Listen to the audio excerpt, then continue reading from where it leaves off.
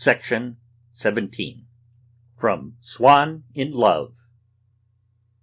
It would happen, as often as not, that he had stayed so long outside with his little girl before going to the Verdurins, that, as soon as the little phrase had been rendered by the pianist, Swann would discover that it was almost time for Odette to go home. He used to take her back as far as the door of her little house in the Rue La Pérouse, behind the Arc de Triomphe, and it was perhaps on this account, and so as not to demand the monopoly of her favours, that he sacrificed the pleasure, not so essential to his well-being, of seeing her earlier in the evening, of arriving with her at the Verdurins, to the exercise of this other privilege, for which she was grateful, of their leaving together, a privilege which he valued all the more because, thanks to it, he had the feeling that no one else would see her, no one would thrust himself between them, no one could prevent him from remaining with her in spirit after he had left her for the night. And so, night after night, she would be taken home in Swann's carriage, and one night, after she had got down, and while he stood at the gate and murmured, "Till tomorrow, then," she turned impulsively from him, plucked a last lingering chrysanthemum in the tiny garden which flanked the pathway from the street to her house, and as he went back to his carriage, thrust it into his hand. He held it pressed to his lips during the drive home, and when, in due course, the flower withered, locked it away, like something very precious, in a secret drawer of his desk. He would escort her to the gate, but no farther.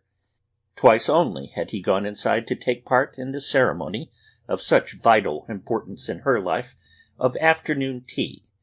The loneliness and emptiness of those short streets, consisting almost entirely of low-roofed houses, self-contained but not detached, their monotony interrupted here and there by the dark intrusion of some sinister little shop, at once an historical document, an assorted survival from the days when the district was still one of ill repute. The snow which had lain in the garden beds or clung to the branches of the trees, the careless disarray of the season, the assertion, in this man-made city, of a state of nature, had all combined to add an element of mystery to the warmth, the flowers, the luxury which he had found inside. Passing by, on his left-hand side, and on what, although raised some way above the street, was the ground floor of the house, passing by Odette's bedroom, which looked out to the back over another little street running parallel with her own, he had climbed a staircase that went straight up between dark painted walls, from which hung oriental draperies, strings of Turkish beads, and a huge Japanese lantern suspended by a silken cord from the ceiling, which last, however, so that her visitors should not have to complain of the want of any of the latest comforts of Western civilization, was lighted by a gas jet inside, to the two drawing-rooms, large and small. These were entered through a narrow lobby, the wall of which, checkered with the lozenges of a wooden trellis, such as you see on garden walls, only gilded, was lined from end to end by a long rectangular box in which bloomed, as though in a hothouse, a row of large chrysanthemums, at that time still uncommon, though by no means so large as the mammoth blossoms which horticulturists have since succeeded in making grow. Swann was irritated, as a rule, by the sight of these flowers, which had then been the rage in Paris for about a year, but it had pleased him, on this occasion, to see the gloom of the little lobby shot with rays of pink and gold and white by the fragrant petals of these ephemeral stars, which kindle their cold fires in the murky atmosphere of winter afternoons. Odette had received him in a tea-gown of pink silk, which left her arms and neck bare. She had made him sit down beside her in one of the many mysterious little retreats which had been contrived in the various recesses of the room, sheltered by enormous palm trees growing out of pots of Chinese porcelain, or by screens upon which were fastened photographs and fans and bows of ribbon. She had said at once, "You're not comfortable there. Wait a moment. I'll arrange things for you," and with a titter of laughter, the complacency of which implied that some little invention of her own was being brought into play, she had installed behind his head and beneath his feet great cushions of Japanese silk, which she pummeled and buffeted as though determined to lavish on him all her riches, and regardless of their value.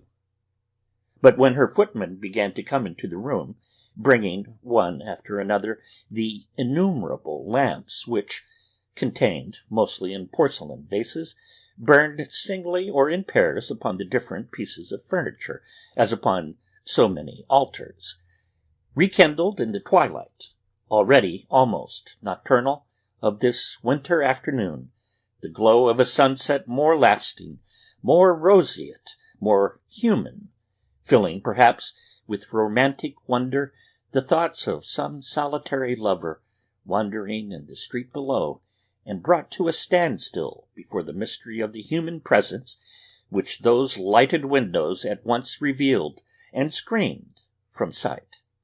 She had kept an eye sharply fixed on the servant to see whether he set each of the lamps down in the place appointed it.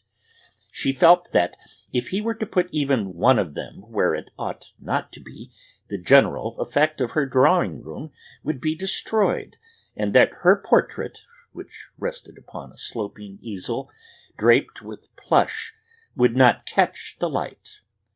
And so, with feverish impatience, she followed the man's clumsy movements, scolding him severely when he passed too close to a pair of bow-pots, which she had made a point of always tidying herself, in case the plants should be knocked over, and went across to them now to make sure that he had not broken off any of the flowers.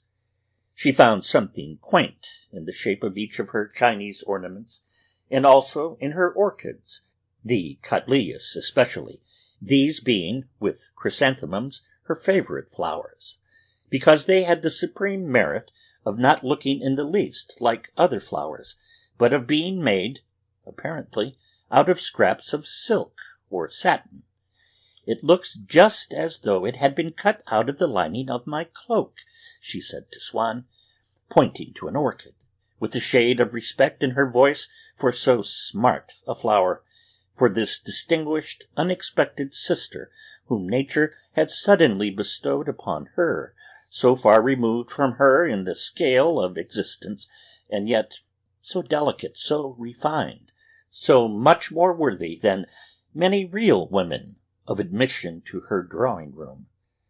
As she drew his attention now to the fiery-tongued dragons painted upon a bowl or stitched upon a fire-screen, now to a fleshy cluster of orchids, now to a dromedary of inlaid silver work with ruby eyes, which kept company upon her mantelpiece with a toad carved in jade, she would pretend now to be shrinking from the ferocity of the monsters, or laughing at their absurdity, now blushing at the indecency of the flowers, now carried away by an irresistible desire to run across and kiss the toad and dromedary, calling them darlings. And these affectations were in sharp contrast to the sincerity of some of her attitudes, notably her devotion to Our Lady of the Laghetto, who had once, when Odette was living at Nice, cured her of a mortal illness, and whose medal, in gold, she always carried on her person, attributing to it unlimited powers. She poured out Swann's tea, inquired lemon or cream, and on his answering, "Cream, please," went on smiling, "A cloud. And as he pronounced it excellent, you see I know just how you like it."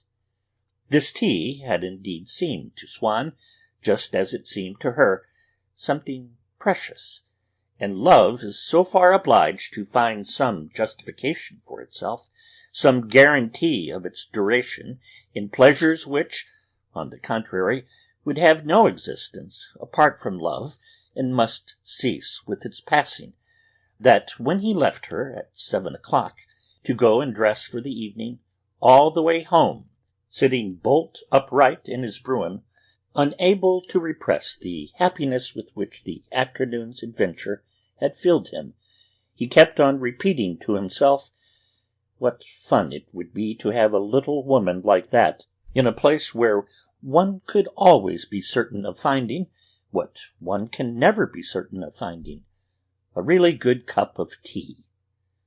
An hour or so later he received a note from Odette, and at once recognized that florid handwriting, of which an affectation of British stiffness imposed an apparent discipline upon its shapeless characters, significant perhaps to less intimate eyes than his of an untidiness of mind, a fragmentary education, a want of sincerity and decision.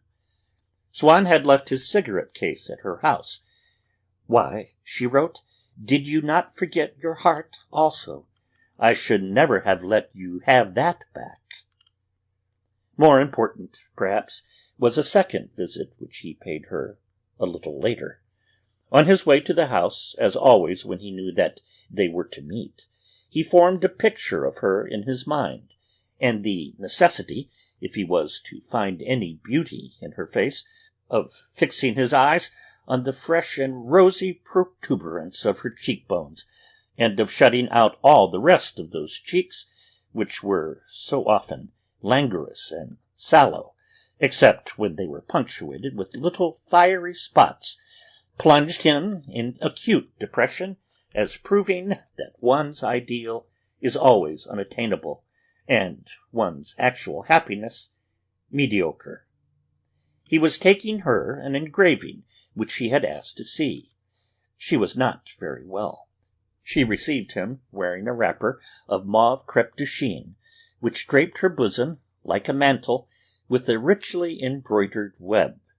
As she stood there beside him, brushing his cheek with the loosened tresses of her hair, bending one knee in what was almost a dancer's pose, so that she could lean, without tiring herself, over the picture at which she was gazing, with bended head, out of those great eyes which seemed so weary and so sullen when there was nothing to animate her.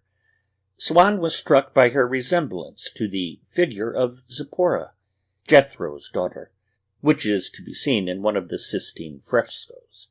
He had always found a peculiar fascination in tracing in the paintings of the old masters not merely the general characteristics of the people whom he encountered in his daily life, but rather what seems less susceptible of generalization, the individual features of men and women whom he knew, as, for instance, in the bust of the Doge Loredan by Antonio Rizzo, the prominent cheekbones, the slanting eyebrows, in short, a speaking likeness to his own coachman, Remy. In the colouring of a Ghirlandaio, the nose of M. de Palancy.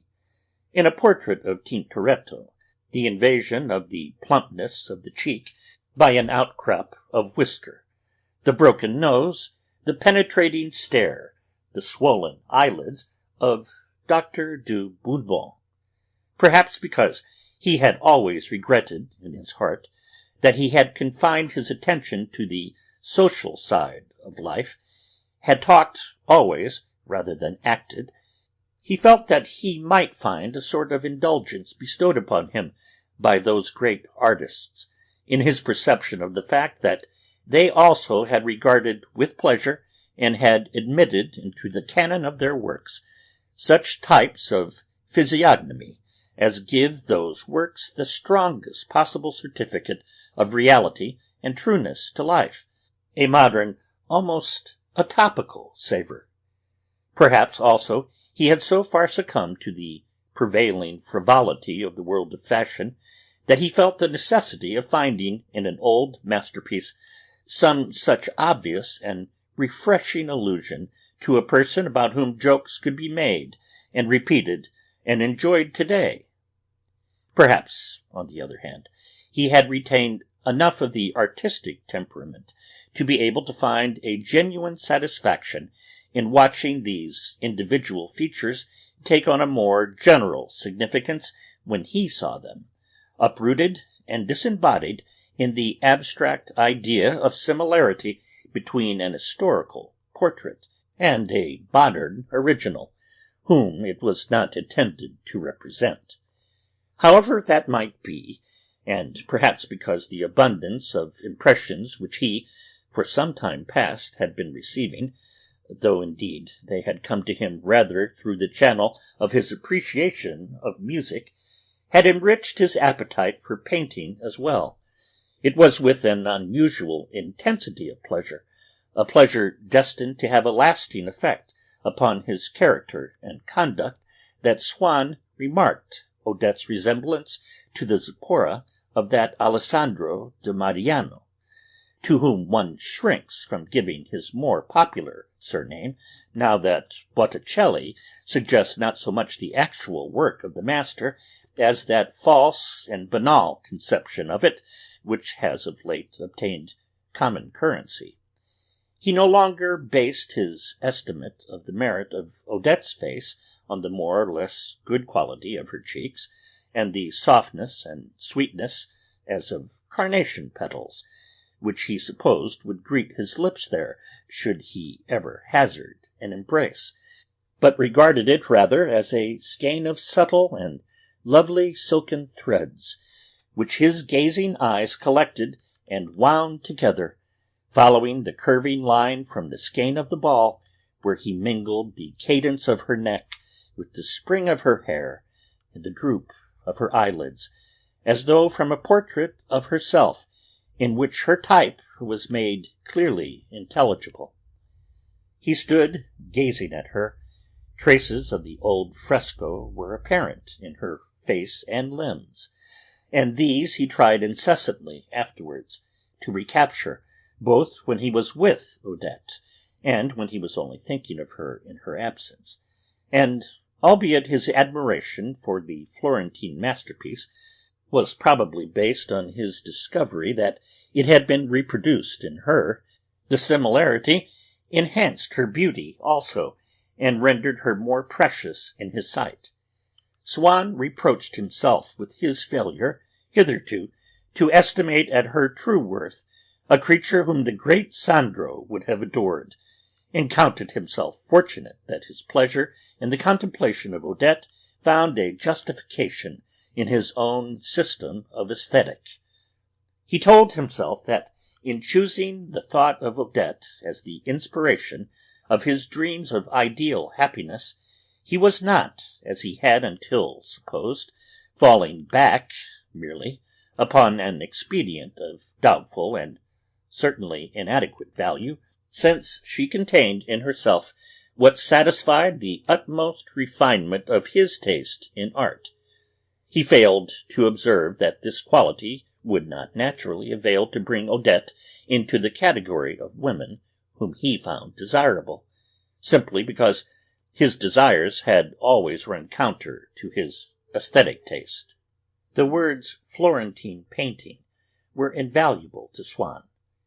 They enabled him, gave him, as it were, a legal title, to introduce the image of Odette into a world of dreams and fancies which, until then, she had been debarred from entering, and where she assumed a new and nobler form, and whereas the mere sight of her in the flesh, by perpetually reviving his misgivings as to the quality of her face, her figure, the whole of her beauty, used to cool the ardor of his love, these misgivings were swept away, and that love confirmed now that he could re-erect his estimate of her on the sure foundations of his aesthetic principles, while the kiss, the bodily surrender which would have seemed natural and but moderately attractive, had they been granted him by a creature of somewhat withered flesh and sluggish blood, coming as they now came to crown his adoration of a masterpiece in a gallery, must, it seemed, prove as exquisite as they would be supernatural. And when he was tempted to regret that, for months past, he had done nothing but visit Odette, he would assure himself that he was not unreasonable in giving up much of his time to the study of an inestimably precious work of art, cast for once in a new, a different, and especially charming metal, in an unmatched exemplar which he would contemplate at one moment with the humble, spiritual, disinterested mind of an artist, at another with the pride, the selfishness, the sensual thrill of a collector. On his study table, at which he worked, he had placed, as it were, a photograph of Odette, a reproduction of Jethro's daughter. He would gaze in admiration at the large eyes, the delicate features in which the imperfection of her skin might be surmised, the marvelous locks of hair that fell along her tired cheeks, and adapting what he had already felt to be beautiful on aesthetic grounds to the idea of a living woman, he converted it with a series of physical merits which he congratulated himself on finding assembled in the person of one whom he might, ultimately, possess. The vague feeling of sympathy which attracts a spectator to a work of art, now that he knew the type, in warm flesh and blood, of Jethro's daughter, became a desire which more than compensated thenceforward for that with which Odette's physical charms had at first failed to inspire him. When he had sat for a long time gazing at the Botticelli, he would think of his own living Botticelli, who seemed all the lovelier in contrast, and as he drew towards him the photograph of Zipporah, he would imagine that he was holding Odette against his heart. It was not only Odette's indifference, however, that he must take pains to circumvent. It was also, not infrequently, his own, feeling that since Odette had had every facility for seeing him, she seemed no longer to have very much to say to him when they did meet.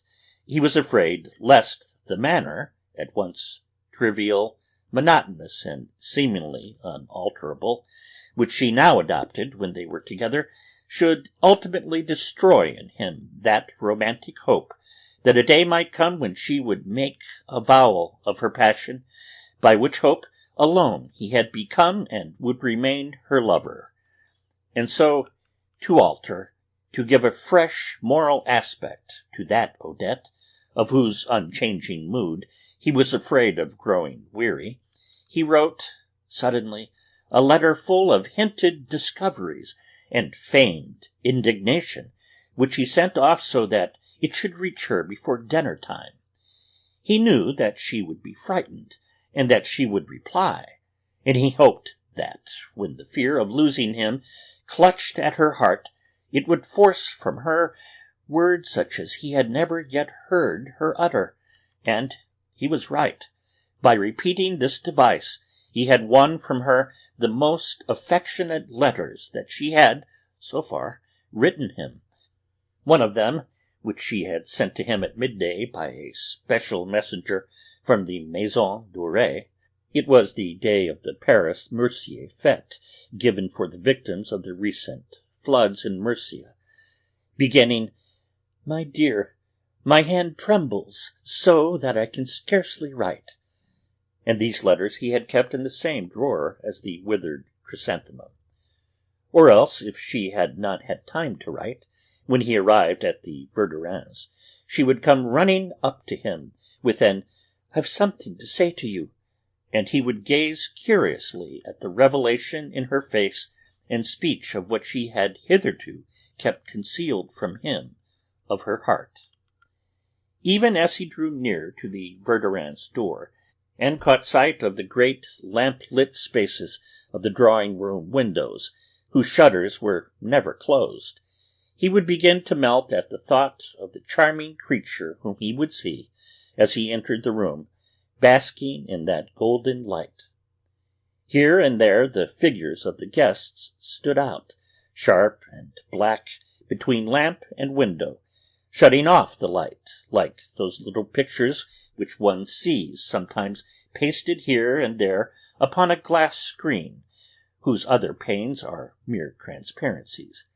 He would try to make out Odette, and then, when he was once inside, without thinking, his eyes sparkled suddenly with such radiant happiness that Monsieur Verdurin said to the painter, "Seems to be getting warm." Indeed, her presence gave the house what none of the other houses that he visited seemed to possess, a sort of tactual sense, a nervous system which ramified into each of its rooms and sent a constant stimulus to his heart. And so the simple and regular manifestations of a social organism, namely the little clan, were transformed for Swann into a series of daily encounters with Odette, and enabled him to feign indifference to the prospect of seeing her, or even a desire not to see her, in doing which he incurred no very great risk, since, even although he had written to her during the day, he would of necessity see her in the evening, and accompany her home. But one evening, when, irritated by the thought of that inevitable dark drive together, he had taken his other little girl all the way around to the Bois, so as to delay as long as possible the moment of his appearance at the Verdurins, he was so late in reaching them that Odette, supposing that he did not intend to come, had already left. Seeing the room bare of her, Swann felt his heart wrung by sudden anguish.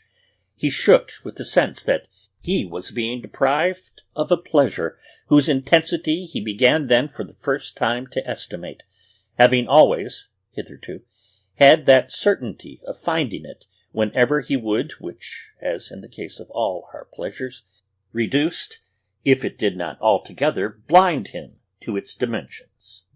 "Did you notice the face he pulled when he saw that she wasn't here?" Monsieur Verdurin asked his wife. "I think we may say that he's hooked." "The face he pulled!" exploded Dr. Cottard, who, having left the house for a moment to visit a patient, had just returned to fetch his wife, and did not know whom they were discussing. "Do you mean to say that you didn't meet him on the doorstep? The loveliest of swans?" "No. Monsieur Swann has been here. Just for a moment.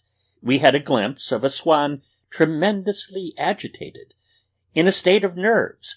You see, Odette had left." "You mean to say that she has gone the whole hog with him? That she has burned her boats?" inquired the doctor cautiously, testing the meaning of his phrases. "Why, of course not. There's absolutely nothing in it. In fact, between you and me, I think she's making a great mistake, and behaving like a silly little fool, which she is, incidentally." "Come, said Monsieur Verdurin. "How on earth do you know that there's nothing in it? We haven't been there to see, have we now?" "She would have told me," answered Madame Verdurin with dignity. "I may say that she tells me everything. As she has no one else at present, I told her that she ought to live with him. She makes out that she can't. She admits she was immensely attracted by him at first, but he's always shy with her, and that makes her shy with him. Besides, she doesn't care for him in that way, she says. It's an ideal love, platonic, you know. She's afraid of rubbing the bloom off. Oh, I don't know half the things she says. How should I? And yet he's exactly the sort of man she wants." "I beg to differ from you," Monsieur Verdurin courteously interrupted. "I am only half satisfied with the gentleman. I feel that he poses." Madame Verdurin's whole body stiffened. Her eyes stared blankly as though she had suddenly been turned into a statue, a device by means of which she might be supposed not to have caught the sound of that unutterable word, which seemed to imply that it was possible for people to pose in her house, and therefore that there were people in the world who mattered more than herself. Anyhow, if there is nothing in it, I don't suppose it's because our friend believes in her virtue, and yet you never know. He seems to believe in her intelligence. I don't know whether you heard the way he lectured her the other evening about Venteuil's sonata.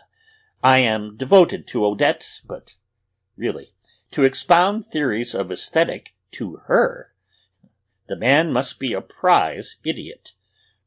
Look here, I won't have you say nasty things about Odette, broke in Madame Verdurin, in her spoiled child manner.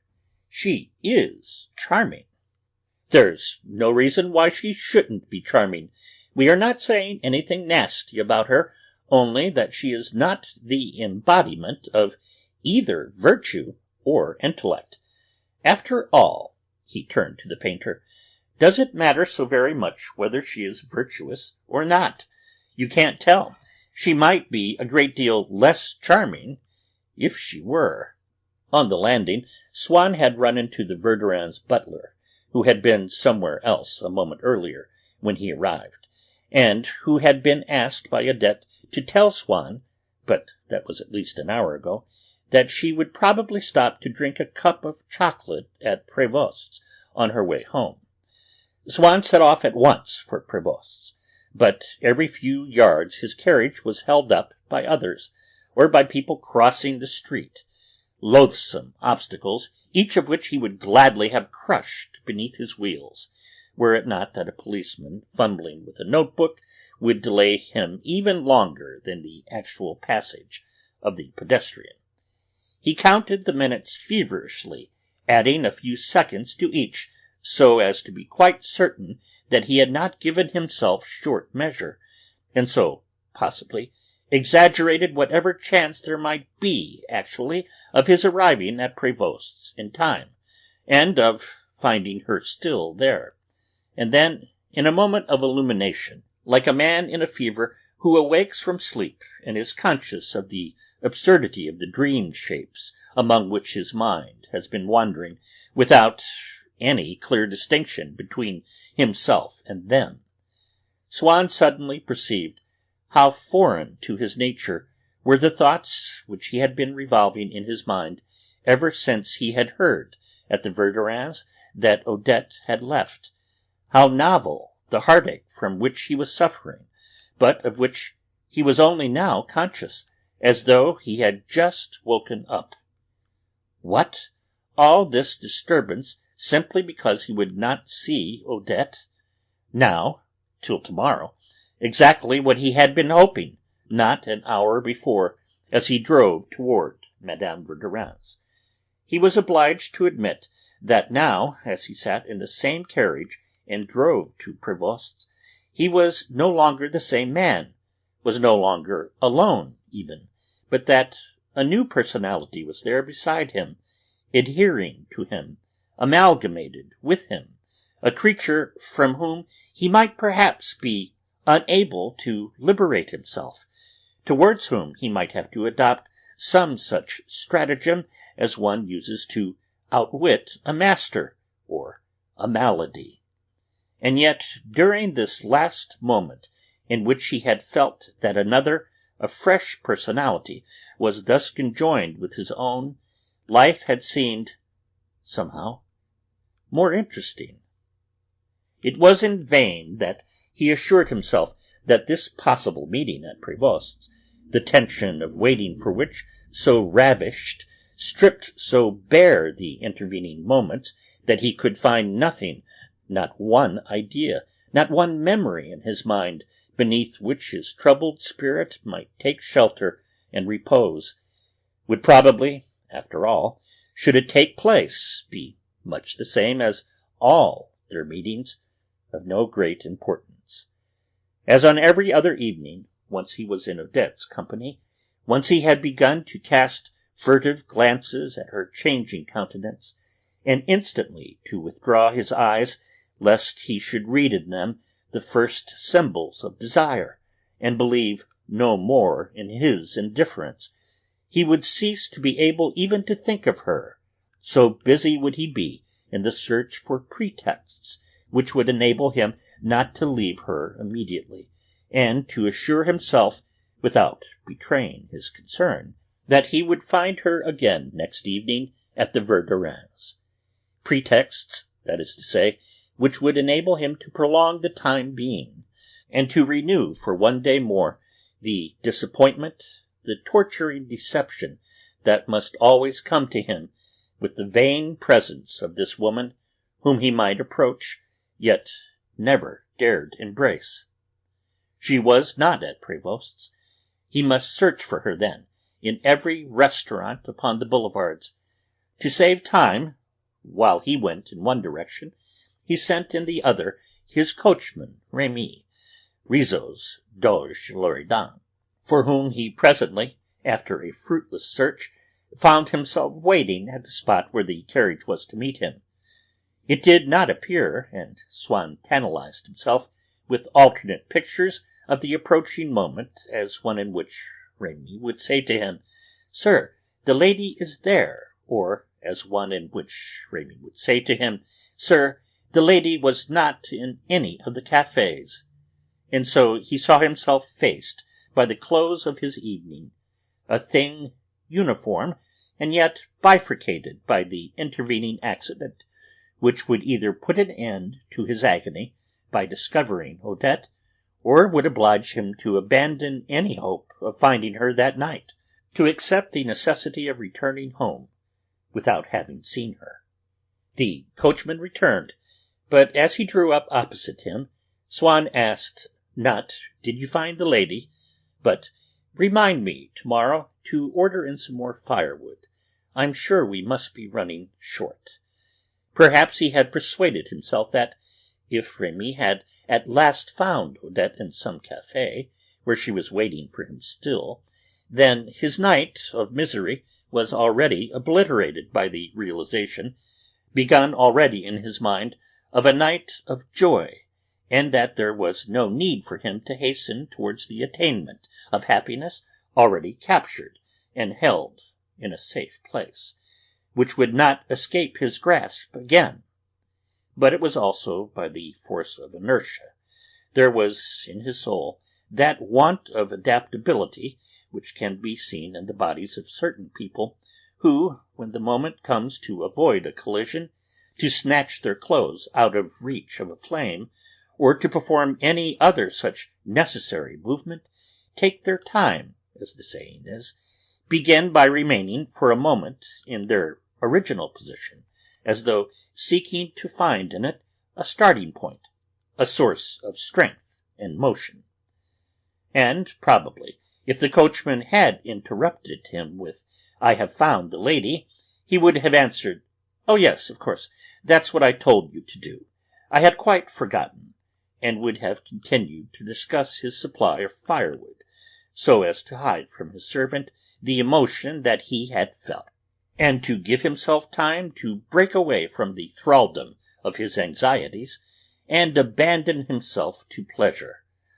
The coachman came back, however, with the report that he could not find her anywhere, and added the advice as an old and privileged servant, "I think, sir, that all we can do now is to go home."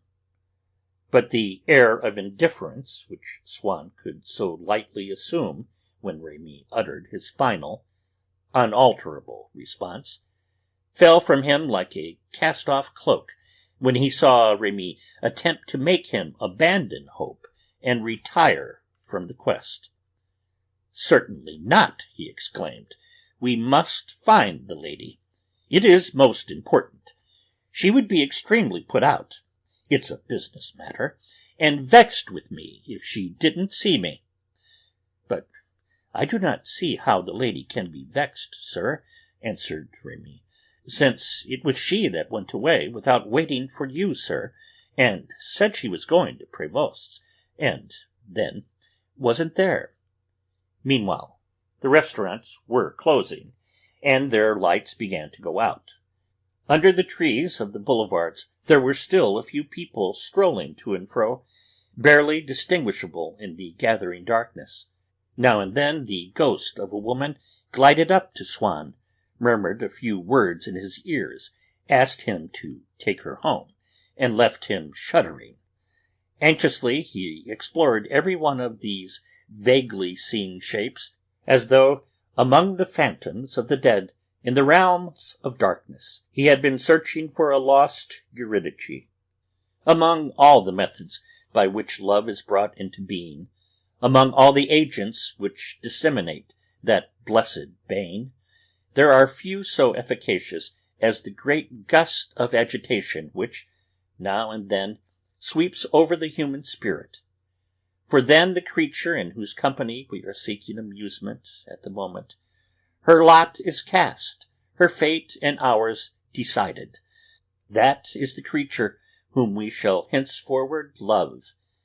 It is not necessary that she should have pleased us, up till then, any more, or even as much as others. All that is necessary is that our taste for her should become exclusive, and that condition is fulfilled so soon as, in the moment when she has failed to meet us, for the pleasure which we were on the point of enjoying in her charming company is abruptly substituted an anxious, torturing desire, whose object is the creature herself, an irrational, absurd desire, which the laws of civilized society make it impossible to satisfy and difficult to assuage, the insensate, agonizing desire to possess her. Swann made Remy drive him to such restaurants as were still open. It was the sole hypothesis, now, of that happiness which he had contemplated so calmly.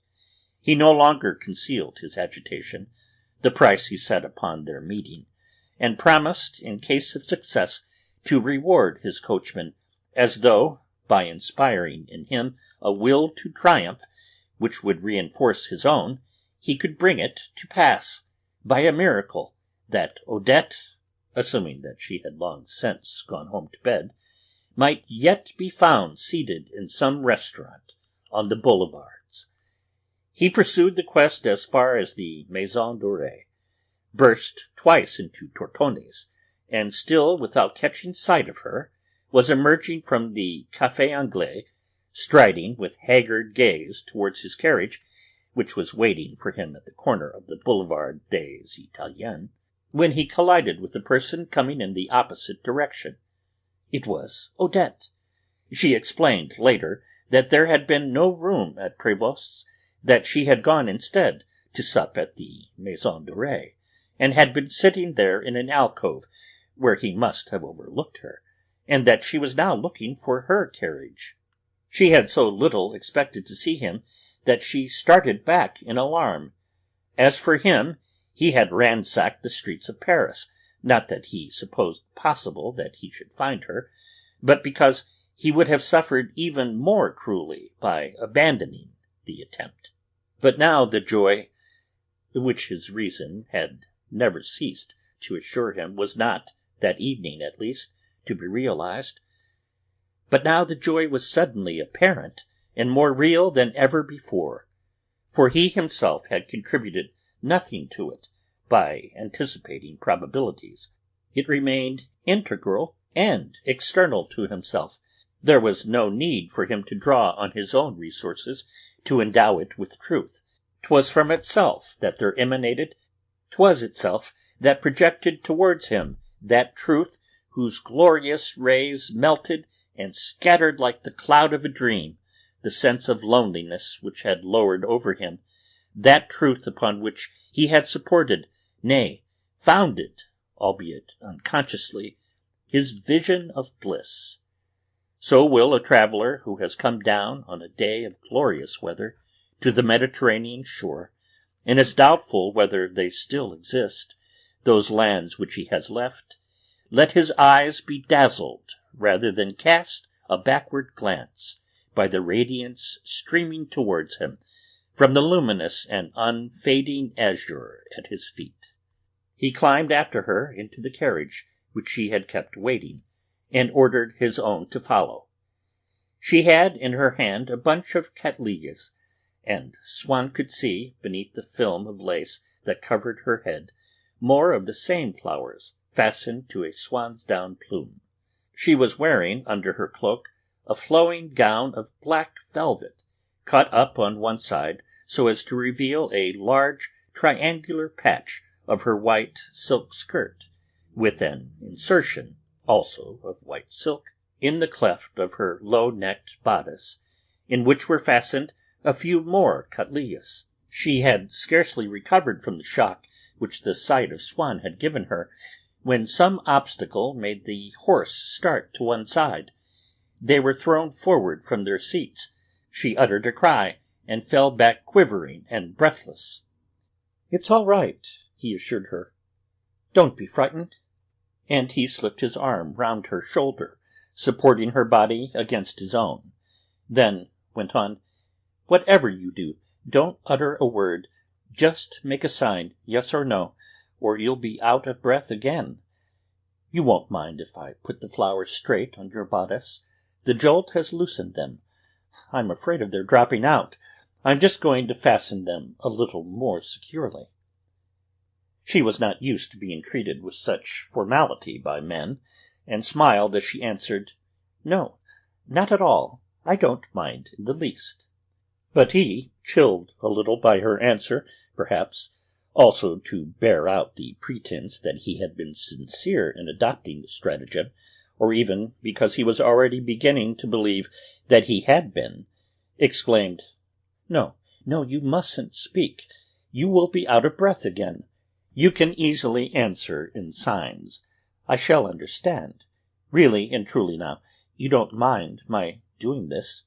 Look, there is a little, I think it must be pollen spilt over your dress. May I brush it off with my hand? That's not too hard. I'm not hurting you, am I? I'm tickling you perhaps a little, but I don't want to touch the velvet in case I rub it the wrong way. But don't you see, I really had to fasten the flowers.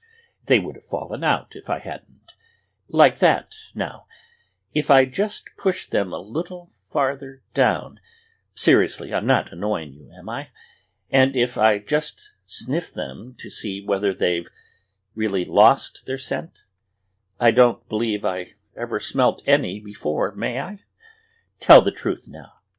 Still smiling, she shrugged her shoulders ever so slightly, as who should say, "You're quite mad. You know very well that I like it." He slipped his other hand upwards along Odette's cheek. She fixed her eyes on him with that languishing and solemn air which marks the women of the old Florentines' paintings, in whose faces he had found the type of hers, swimming at the brink of her fringed lids, her brilliant eyes, large and finely drawn as theirs, seemed on the verge of breaking from her face and rolling down her cheeks like two great tears. She bent her neck, as all their necks may be seen to bend in the pagan scenes as well as in the scriptural, and although her attitude was, doubtless, habitual and instinctive, one which she knew to be appropriate to such moments, and was careful not to forget to assume, she seemed to need all her strength to hold her face back, as though some invisible force were drawing it down toward Swann's. And Swann it was who, before she allowed her face, as though despite her efforts, to fall upon his lips, held it back for a moment longer, a little distance between his hands. He had intended to leave time for her mind to overtake her body's movements, to recognize the dream which she so long cherished, and to assist at its realization, like a mother invited as a spectator, when a prize is given to the child whom she has reared and loves. Perhaps, moreover, Swann himself was fixing upon these features of an Odette not yet possessed, not even kissed by him, on whom he was looking now for the last time, that comprehensive gaze with which, on the day of his departure, a traveller strives to bear away with him in memory the view of a country to which he may never return.